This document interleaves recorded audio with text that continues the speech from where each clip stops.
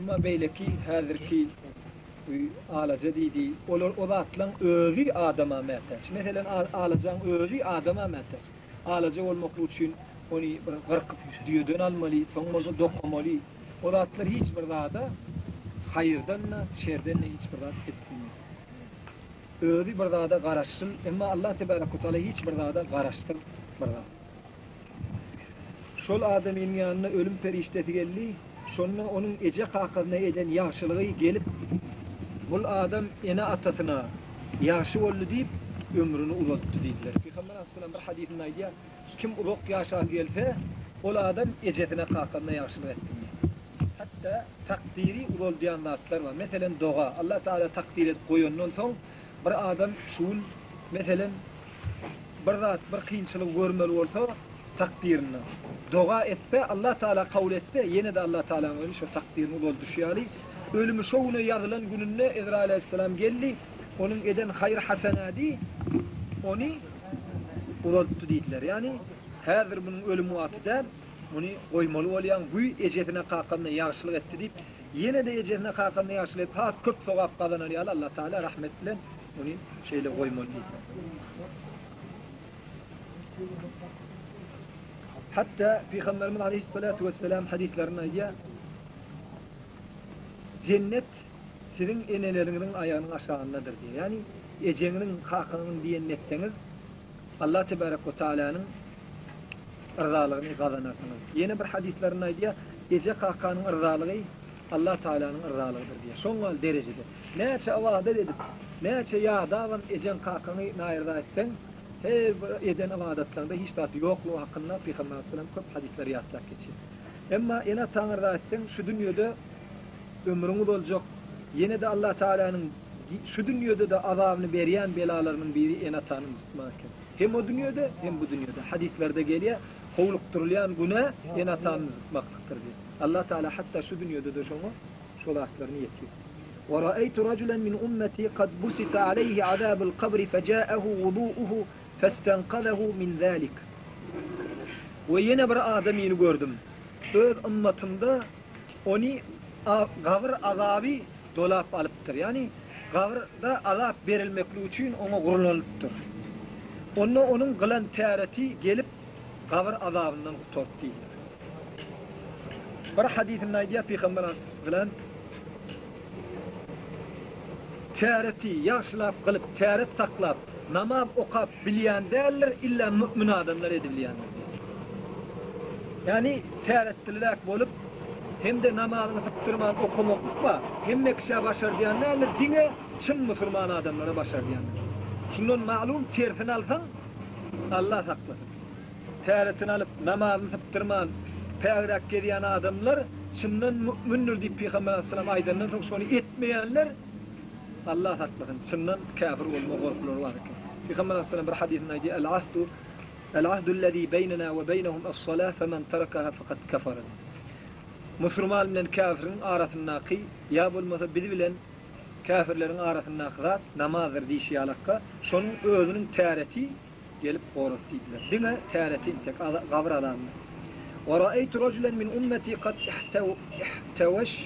احْتَوَشَتْهُ الشَّيَاطِينُ فَجَاءَهُ ذِكْرُ اللّٰهِ عَزَّ وَجَلَّ فَتَرَدَ الشَّيَاطِينَ عَنْهُ.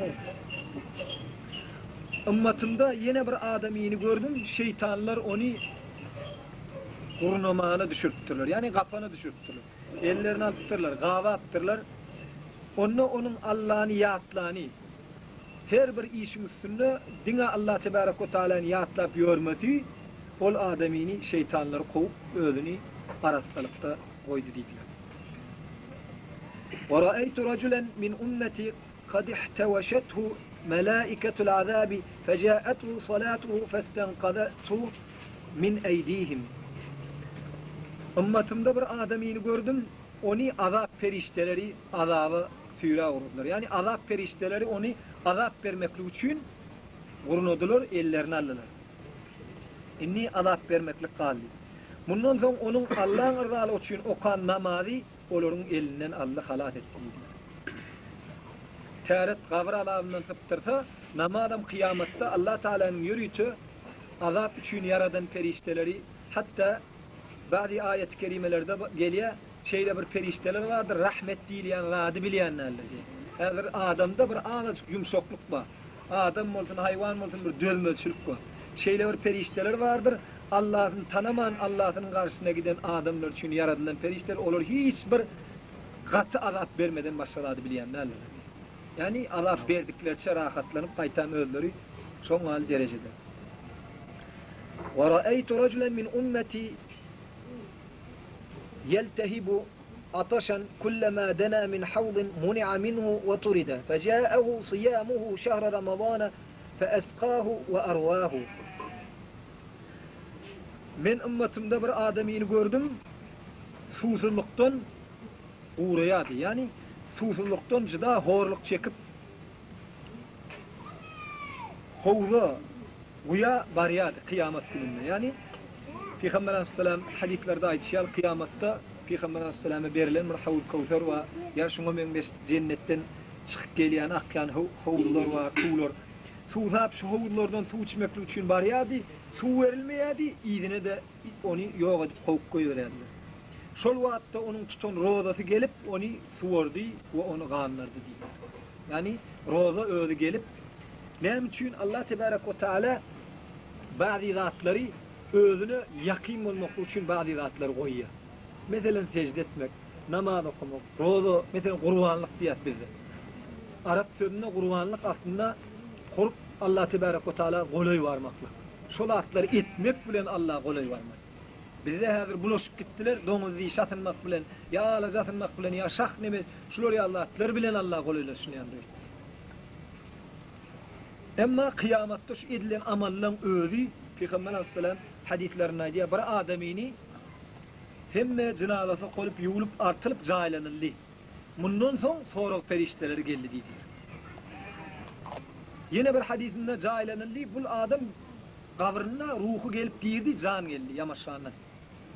Gözünü açtı, şol adaminin vallahi alem baş ucunda bir oğudun, bir yaş oğudun adaminin oturanını görüp sen kim deyip soranla men dünyada Allah için eden hayır hasenat amalın deydiler. Öyle bir zada gelip adam yal surete gelip elinden tutup ta cennete girden neçelle öyle Allah Teala'nın iradesi filan Allah Teala'nın ollu Allah için edilen işler o. İş gözü görünmüyor adam ama kıyamatta şonla alakalı. Yine böyle kafir adamlar gözünü açtı ayak ucunda şeyle porti betnişan adam durdu. Sen kim deyip korkusundan soranla men dünyada yaramazlık edip ulandan tayinlan günah işin inni men sana eziyet vermek için deyip eziyet verer dediler. Şonla alaka onun rozası elinden tutup onu suya yakıp kanlar dediler. وَرَأَيْتُ رَجُلًا مِنْ أُمَّتِي وَرَأَيْتُ النَّبِيِّينَ حَلَقًا حَلَقًا كُلَّمَا دَنَا إِلَى حَلَقِهِ طُرِدَ فَجَاءَهُ غُسْلُهُ مِنَ الْجَنَابَةِ فَأَخَذَ بِيَدِهِ فَأَقْعَدَهُ إِلَى جَنْبِهِ. Ümmetimde yine bir adamini gördüm. Peygamberler tegelek bolup oturuyordular. O adamım şolun tegeleğine girecek bolup geliyor olin, bunu kovuyordular, getirmeyediler. Onunla o adamının in hapalıktan, in alatlarını yani yuğunun suya düşünmeklük soğağı onu getirip benim yanımda oturttu dediler. Hatta beyleki peygamberlerin derler, Peygamber Aleyhisselam'ın özünün yanına yani فَاَقْعَدَهُ اِلَى جَنْبِي dediler. Benim yanımda getirip oturttu dediler. Gusül etmeklik mesela insanın yuğunmokluk vacip bolundan sonra yuğunmokluğu şu Peygamber Aleyhisselam Muhammed Peygamber'in ümmetine de buyurulan ama önkülün Peygamberlere buyurulan burada. Peygamberlere buyurulan da ümmetine de Peygamber Aleyhisselam buyuruluyor. Şeyle gımmatı olan için son için Peygamberlerin halkasına koşuluyor. Peygamberlerin ediyen işini edenliği için. وَرَأَيْتُ رَجُلًا مِنْ أُمَّتِي مِنْ بَيْنِ يَدَيْهِ ظُلْمَةٌ وَعَنْ شِمَالِهِ ظُلْمَةٌ وَعَنْ يَمِينِهِ ظُلْمَةٌ ومن فوقه ظلمة وهو متحير فجاءه حجه وعمرته فاستخرجاه من الظلمة وأدخلاه في النور. Ümmetimde yine bir insanı gördüm. ol adamynyň öňü de, iýdi de, sagy da, ýokarsy da hemme ýeri garaňkylykdy. Onu bir garaňkylyk dolap alypdy diýdiler. Bu adamym garaňkydan hiç bir zat görünmeýän derejede garaňkyň içinde durup, näme işlejegini bilmän horlanyp durdy. Onuň Allahyň ırzalygy üçin gidip eden haji umrasy muny elinden alyp bir nur ýerik ýat ýerik getirdi. Wa ra'aytu rajulan yattaqi bi yadihi wa wajhihi wahja an-nar wa sharariha faja'athu sadaqatuhu fasarat sutratan baynahu wa bayna an-nar. Ummatymda ýene bir adamyny gördüm, eli bilen otdan goranýardy. Ot bolsa onuň ýüzüne özünün howurny, özünün gylgynlygyny üfläp ediyet berýärdi.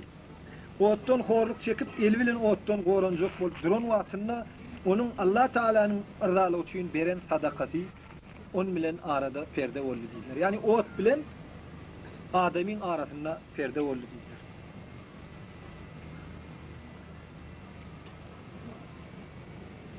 Ve kellesine de vadillen ala ra'sihi, üstüne de kölevi olup durdu diýdiler.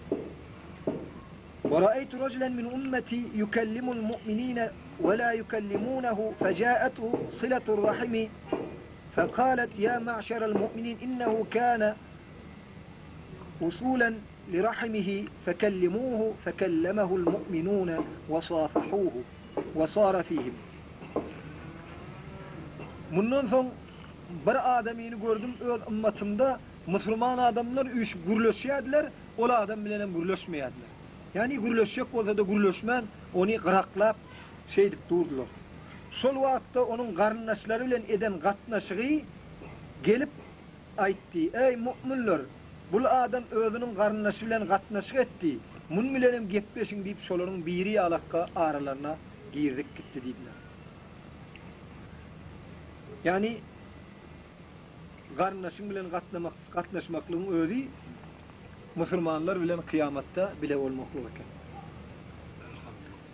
Wa ra'aytu rajulan min ummati qad ihtawashathu az-zabaniya faja'ahu amruhu bil ma'ruf wa nahyuhu 'anil munkari fastanqadhahu min aydihim wa adkhalahu fi malaikatir rahmeti. Ummatymda bir adamyny gördüm, zebaniye perişteler gurşapdyr onu. Yani Allah Tebarek ve Teala zebaniye perişteleri Kur'an'da aýdýar.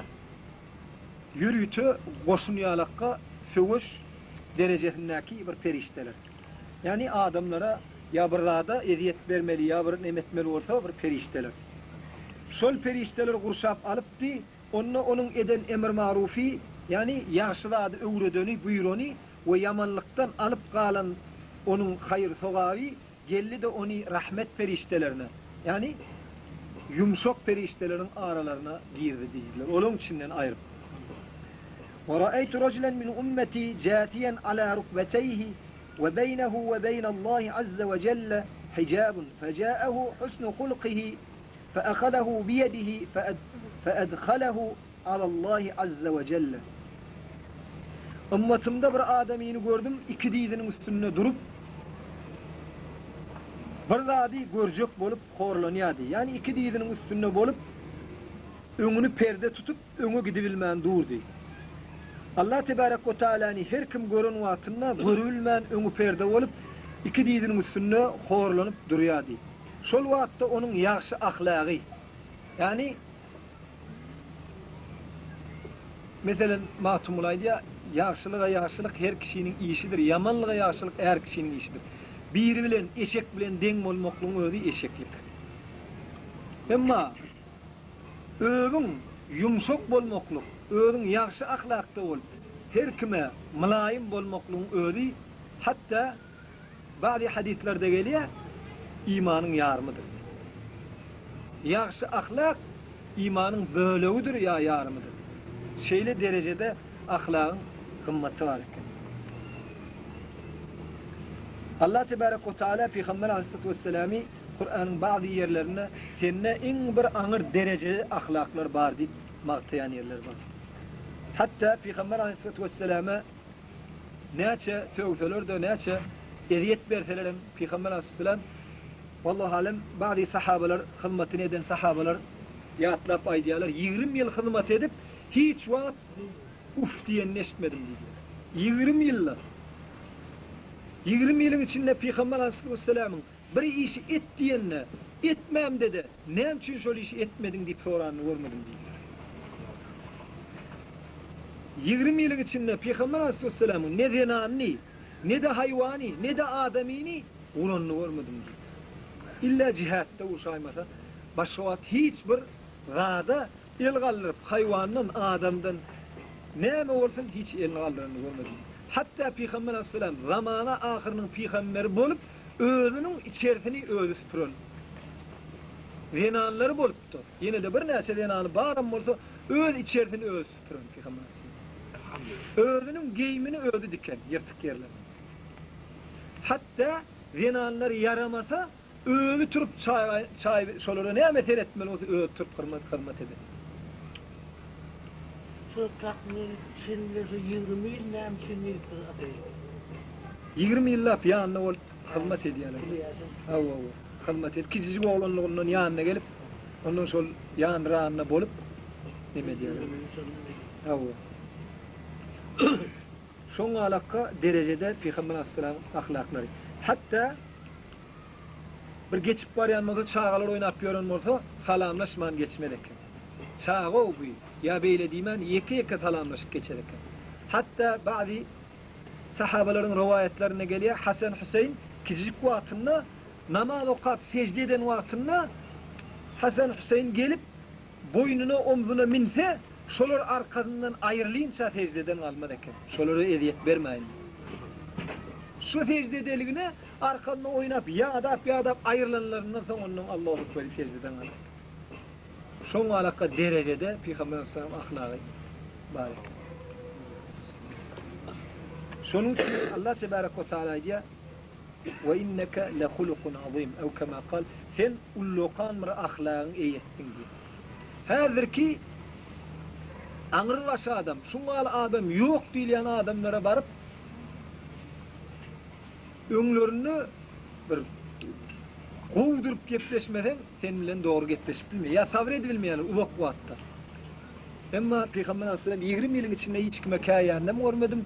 Et diýen işini etmedem näme üçin etmedin diýip soranyny görmedim diýdiler. Bolmadan näme üçin etmedim ol işi diýmeklik bir şoňal derecede şeýle ýumşak.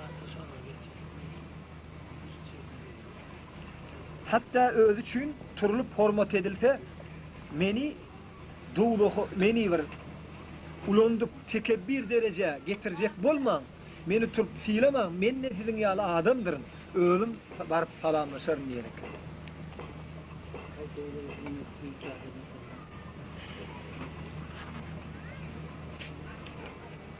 ورأيت رجلا من أمتي قد هوت صحيفته من قبل شماله فجاءه خوفه من الله عز وجل فأخذ صحيفته فوضعها في يمينه. Ummatımda bir adamini gördüm, defterçesi çep tarafından berilmekliğe yakin oldu. Yani eden hayır hasenatlan gün hemme zatları yazılyanlar, namay a'mal diye tutmanlar, eden işini yazılan defterçe, ferişteler, Peygamber Aleyhisselam hadisinde aydiya, ya ayetlerde öyle kiramen katibin, iki tane hormatlı ferişte vardır, tağında çepinde oturup, ne iş etseniz bellevel yandırlar. Tağında hayrını çepindeki bu ne? Sol defterçesi çepinden berilse Allah Teala Kur'an'da aydiya, şakî adamların, günahkar adamların, ya kafir adamların defterçesi çepinden verilir. Şolary alaka çepinden verilmekliğe yakin bolanny Allah'dan gorkusy. Häzir bazı adamlar käbir işi başart etjek, Allah'dan gorkuny, adamlardan gorkup saklanýarlar. Bu da Allah'dan gorkup edibilýän ýamanlyklaryndan Allah'dan gorkup saklanýar. Ya namaz geçirmekliği Allah'dan gorkup geçirenok. Bolmasa namaz geçirýän diýip eje kakıda käy ýapýaranok bizde. Görüşmür ya. Ya namazını geçirip yattan bir gelip bulmadı depenok. Ama Allah'dan gorkup Allah bilen benden arasında borcum büyük. Käbir adamlar adamdan göwünde degem ok namaz okumasam diýerler. Allah Teala'nın adamdan hakkını yok diýerler. Allah'ın hakkını. Allah bilen öz arasında borcunu ödemeyen adam adamdan hakkını diýer. Allah'ın boynuna farz edip koyun borcunu okuman Men adamның hakkını yeme o. Adamlar hakkını yedirmeye sana. Adamların sen adam. Hakkını alacak olun olurum sen hakkını vermeye. Allah'dan korkusu sağ tarafına defterini alıp koyup gitti. وَرَأَيْتُ رَجُلًا مِنْ أُمَّتِي قَدْ خَفَّ مِيزَانُهُ فَجَاءَهُ ميزان يعني خف ميزان فجاءه أفراته أولاده الصغار الميتون قبله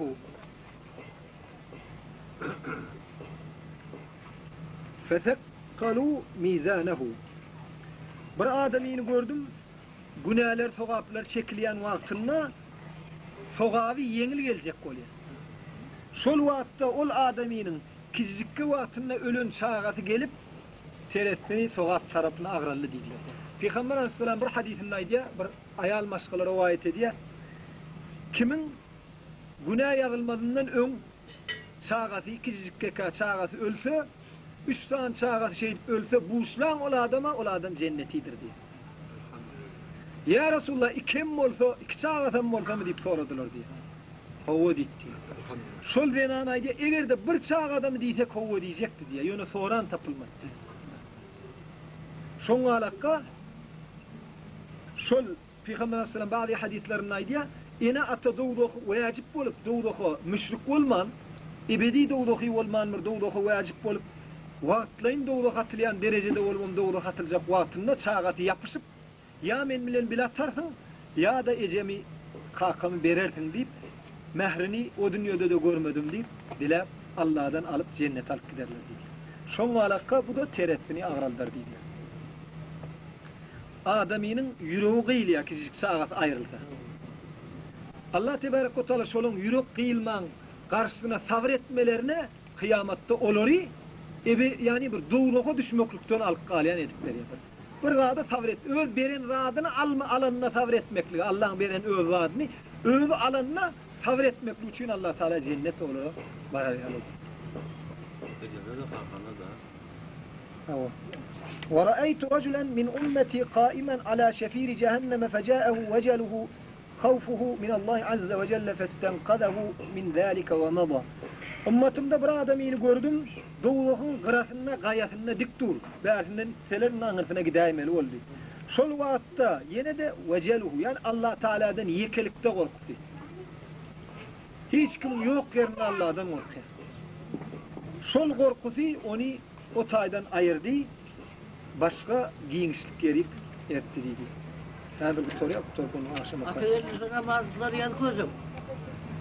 وَرَأَيْتُ رَجْلًا مِنْ أُمَّتِي قَدْ هَوَى فِي النَّارِ فَجَاءَتْهُ دَمْعَتُهُ الَّتِي بَكَى مِنْ خَشْيَةِ اللّٰهِ عَزَّ وَجَلَّ فَاسْتَنْقَذَتْهُ مِنْ ذَٰلِكَ. Ümmetimde bir adamını gördüm, doğuluğu taraf atıllı, ya doğuluğu taraf füyrölüp parlıyor. O vakitte onun Allah'dan korkup dökün göz yaşı, onu doğuluğundan halat etti. Peygamber Aleyhisselam bir hadisindeydi ya, 2 tane hakka, ayağıydı bilen, vallahi alem, 2 tane zat bilen, 2 tane ayağıydı bilen gımmet zat yoktur diye dünyada hiç. Birisi Allah'dan korkup daman yaş dediler. Şocağal Allah'dan korkup yekece daman damca, dünya yine bir neşette bunca yoktur dedi. En gımmet zatlardır. Yine birileri Allah için basılan ayağı dediler. Mesela mescide gidip var yani. Yavru olmasa namaz okumak için tut TRT var yani. Hayırlar için turan ayağı illendirdi. Yine birileri farz atlandı dediler. Yani namaz, 5 vakit namaz, Allah'dan buyurulanlar, bek olup kaim olup geçirmelik. Vallahi alem. Ev kema kal, şunu alarak yani. Yine bir de alım oyup gitmek dediler. İyiliğinde bir toprağdan burada öğrüdük gidebilsem, iyiliğinden barcak durur. İn bir gımmat dağıtlarak. وَرَأَيْتُ رَجُلًا مِنْ أُمَّتِ قَائِمًا عَلَى الصِّرَاطِ يَرْعُدُ يَضْطَرِبُ كَمَا تَرْعُدُ السَّعْفَةُ فِي رِيحٍ عَاصِفَةٍ فَجَاءَهُ حُسْنُ ظَنِّهِ بِاللّٰهِ عَزَّ وَجَلَّ فَسَكَّنَ رَوْعَتَهُ وَمَضَى. Ümmetimde bir adamını gördüm, Sırat köprüsünde ayağı sanrıyadı. Yani cehennem üstünden kurulan köprüde ayağı sanrıyadı.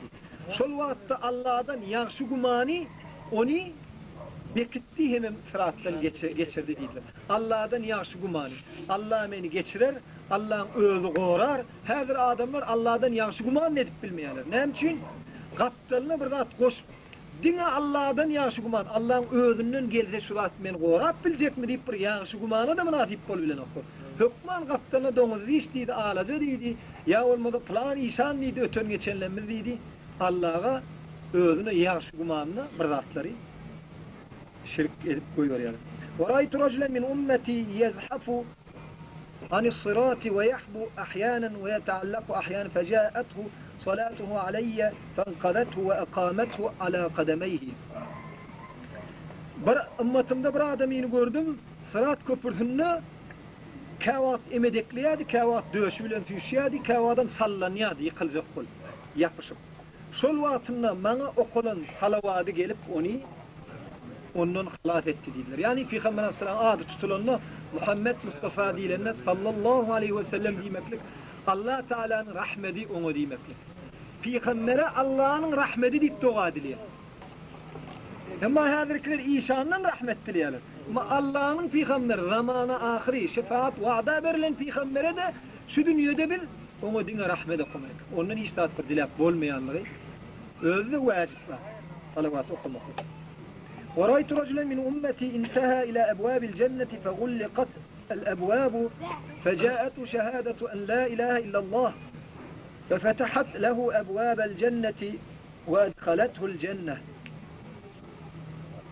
أخرجه المديني وقال حديث حسن. وذكر جماعة من الحفاظ أن لوائح الصحة ظاهرة عليه. Ümmetimde bir adamın gördüm, hem mevattan halas olup cennetin ağzına vardı. Onu da cennet kulplanı değiller. Cennete girmekle ve rufat bulman cennet kulplanı değiller. Onun la ilahe illallah diyeni, yani ibadet edilen Allah yoktur, illa bir Allah vardır demekliği cennetin kapısını açıp onun içine girdi.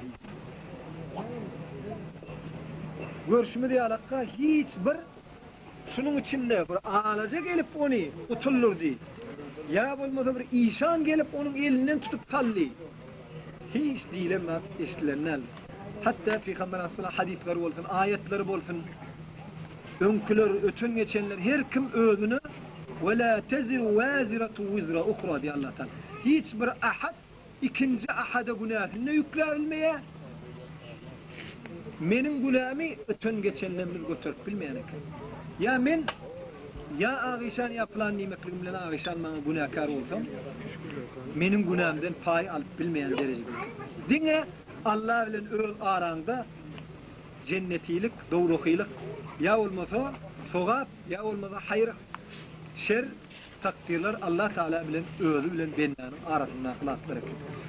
Allah Tebarek ve Teala hemmemizin iki dünyamızı avad edip hemmemize yaxşı salih dostlar, yaxşı perzentler vermekliğini Allah Tebarek ve Teala'dan sorar. Hemmemizi cennette cem etsin. Hemmemizden Allah Tebarek ve Teala'nın özü orada olsun. Allahümme salli ve sellim ve barik ala Muhammedin ve aleyhi ve sahbihi ecmaîn. Rahmetke ya Allah.